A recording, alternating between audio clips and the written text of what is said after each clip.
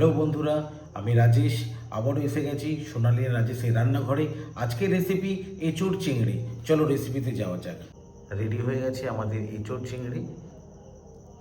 এরকম রেসিপি যদি ভালো লেগে থাকে আপনারা নিশ্চয়ই বাড়িতে বানিয়ে খাবেন।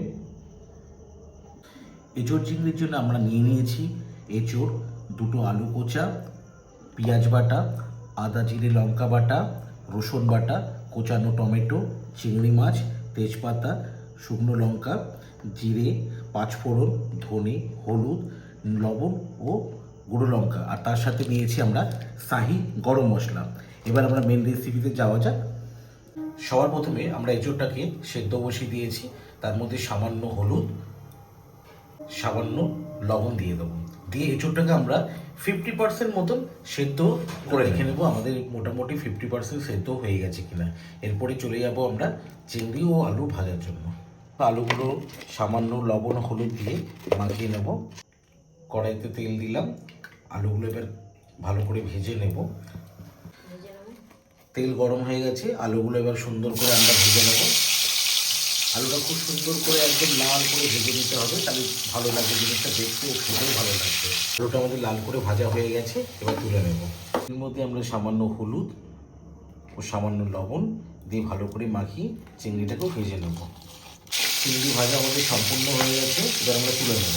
এই তেলের মধ্যে আমরা ফোড়নে দিয়ে দেবো তেজপাতা, শুকনো লঙ্কা আর পাঁচফোড়ন দিয়ে ভালো করে নেড়ে চেড়ে নেব।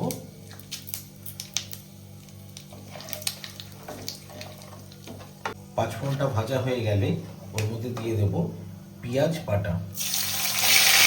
পেঁয়াজটা লাল করে ভাজা হয়ে গেছে, তার মধ্যে এবার দিয়ে দেবো রসুন বাটা, দিয়ে দেবো আদা জিরে কাঁচা লঙ্কা বাটা, দিয়ে ভালো করে ফের নাড়িয়ে চাড়িয়ে নেব।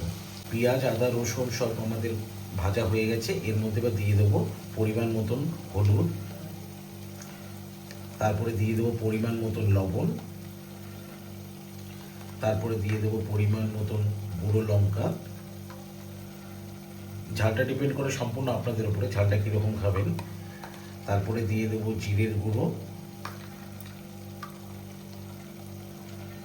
তারপর দিয়ে দেবো ধনের গুঁড়ো, দিয়ে ফের ভালো করে আমরা মশলাটাকে ভালো করে নাড়িয়ে চাড়িয়ে নেব।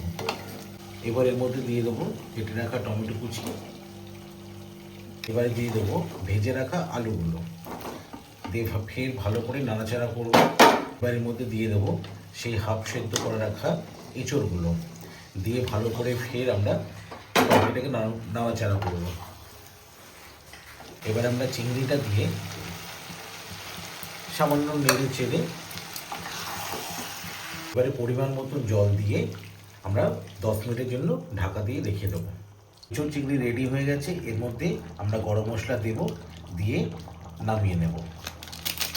আপনাদের যদি এই রেসিপিটা ভালো লেগে থাকে তাহলে অতি অবশ্যই লাইক শেয়ার আর কমেন্ট করে জানাবেন।